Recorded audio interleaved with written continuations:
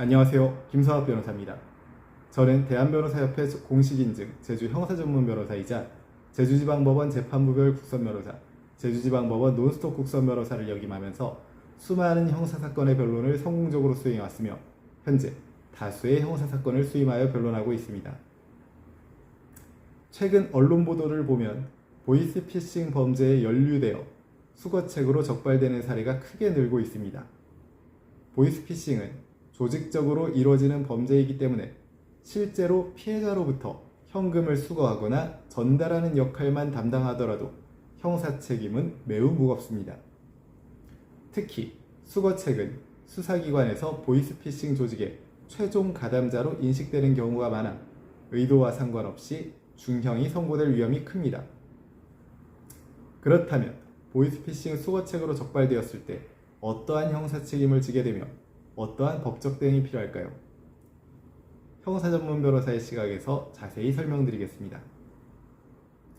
보이스피싱 수거책은 피해자로부터 속임수로 받아낸 현금이나 귀중품을 직접 전달받아 보이스피싱 조직에 넘기는 역할을 말합니다.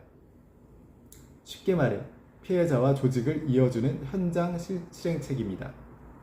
보통 아르바이트, 고액 알바, 심부름 등의 이름으로 모집되며 단순히 돈을 받아오기만 하면 된다고 안내받는 경우가 많습니다. 하지만 이러한 행위는 명백히 사기죄, 범죄단체 가담, 전자금융거래법 위반죄 등에 해당할 수 있으며 피해 금액이 클 경우 특정 경제범죄 가중처벌 등에 관한 법률까지 적용될 수 있습니다. 보이스피싱 수거책으로 적발되면 일반적으로 다음과 같은 법적 책임을 지게 됩니다. 우선 사기죄가 적용될 수 있습니다.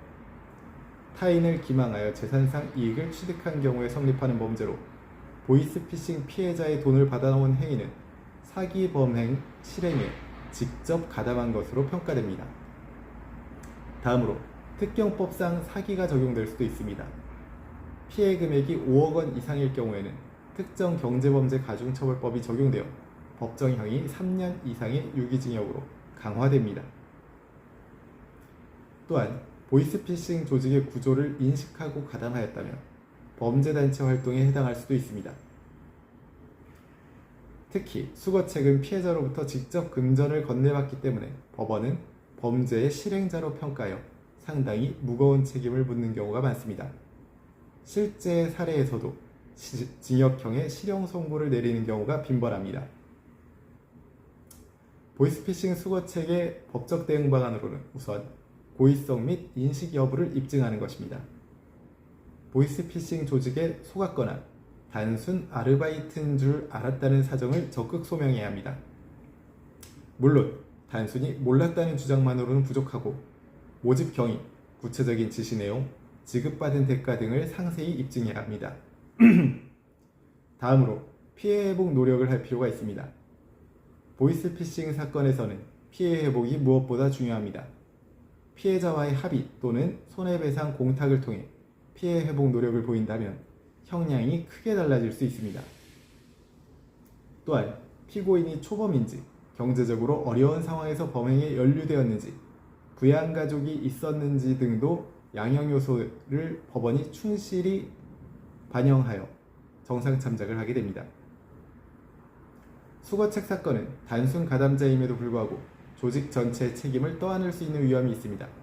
따라서 수사 초기 단계부터 변호인의 조력을 받아 진술 전략을 세우고 증거를 정리하며 합의 절차를 진행하는 것이 반드시 필요하다는 점을 명심하시기 바랍니다.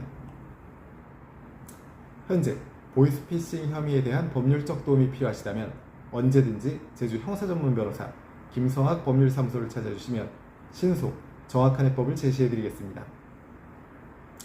조금이나마 도움이 되셨으면 합니다. 감히 최고라고 자부할 수는 없지만 여러분의 권리를 지키고 항상 최선의 결과로 만족을 드리는 제주 형사전문 김성학 변호사입니다. 감사합니다.